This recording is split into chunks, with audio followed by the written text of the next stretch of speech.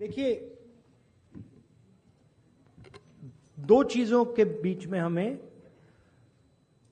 फर्क क्लैरिटी से रखना है। एक है स्पेक्यूलेशन।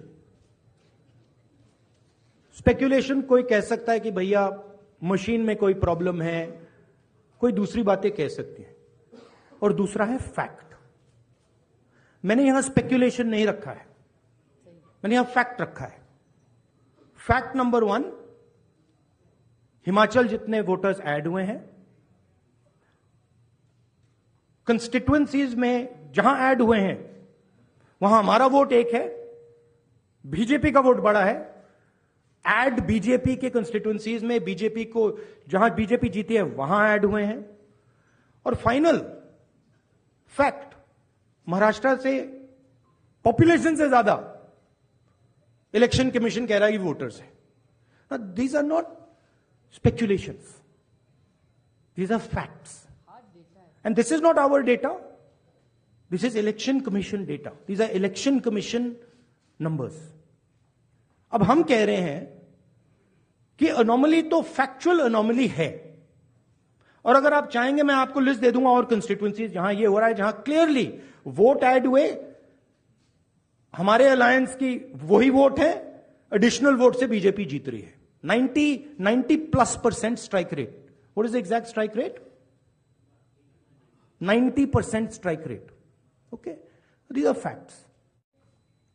मैंने अपने भाषण में कहा कि महाराष्ट्र के चुनाव में हमारी एनालिसिस के बाद वोटर लिस्ट पे कोई सवाल उठे हैं। मैं आज हिंदुस्तान के युवाओं को यह डेटा दिखाना चाहता हूं। सबसे पहला सवाल, 5 साल में जितने वोटर लिस्ट में ऐड किए गए थे, उससे ज्यादा वोटर महाराष्ट्र में 5 महीनों में ऐड हुए हैं।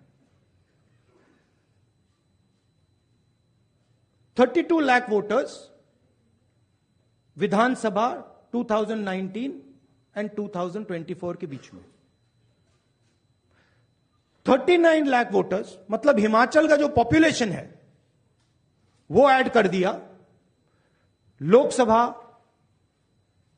2024 एंड विधानसभा 2024 के बीच में। यह पहला सवाल है। ये जो एडिशनल वोटर्स ऐड किए हैं, ये हैं कौन, ये कहां थे और ये कहां से आए? पहला सवाल।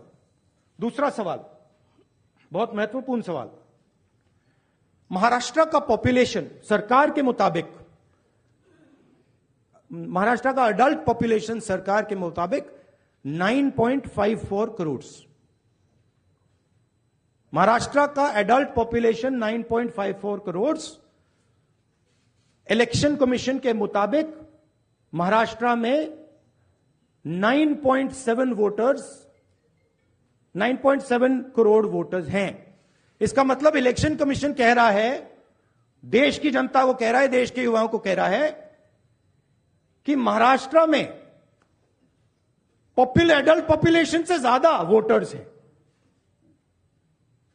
यह कैसे हो सकता है? तीसरा सवाल, यह एक उदाहरण है, कामठी विधानसभा। यहां पे कांग्रेस पार्टी को लोकसभा में 1.36 लाख वोट मिला है। विधानसभा में तकरीबन उतना ही वोट हमें मिला, 1.34 लाख। यह चुनाव हम जीते, लोकसभा वाला। लोकसभा के चुनाव में बीजेपी को 1.19 लाख वोट मिलता है। इस कंस्टिट्युएंसी में 35,000 नए वोटर्स ऐड होते हैं,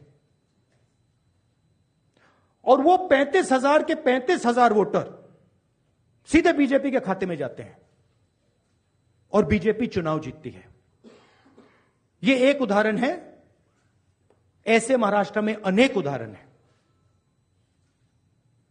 हमारी कंस्टिट्युएंसीज में, एनसीपी की कंस्टिट्युएंसीज में, शिवसेना की कंस्टिट्युएंसीज में।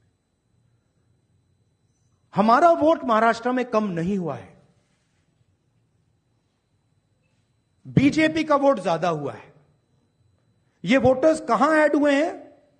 जहां पे बीजेपी की स्ट्राइक रेट 90+% है। हिस्ट्री में 90% स्ट्राइक रेट नहीं रही है।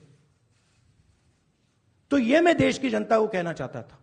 अब हमने इलेक्शन कमीशन को एक बार नहीं, दो बार नहीं, 3, 4, 5 बार बोला है कि देखिए हम आरोप नहीं लगा रहे हैं, लगाना चाहिए मगर हम लगा नहीं रहे। हम आपसे सिर्फ महाराष्ट्र की वोटर लिस्ट मांग रहे हैं, लोकसभा की फाइनल वोटर लिस्ट,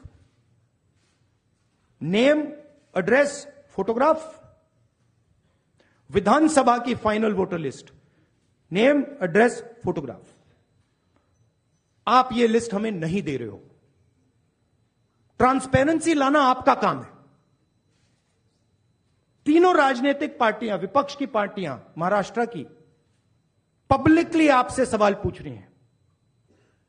मैंने पार्लियामेंट में बोला, हमारे सब नेताओं ने बोला है, इलेक्शन कमीशन हमें लिस्ट नहीं दे रही।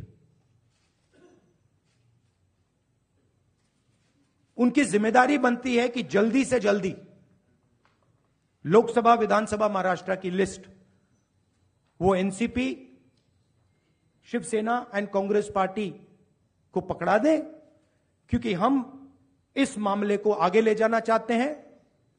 हम इस इन्वेस्टिगेशन को एंड तक ले जाना चाहते हैं। हमें सेंट्रलाइज्ड लिस्ट नहीं मिलती है, हमें बिल्कुल डिसेंट्रलाइज्ड लिस्ट मिलती है। तो हमें सेंट्रलाइज्ड एक लिस्ट चाहिए और हमें फाइनल लिस्ट चाहिए जिस लिस्ट पे वोटिंग हुई है लोकसभा और विधानसभा की। बड़ा सिंपल सा है, 15 सेकंड में भी ये इलेक्शन कमीशन हमें ये दे सकती है, बट नहीं दे रही है।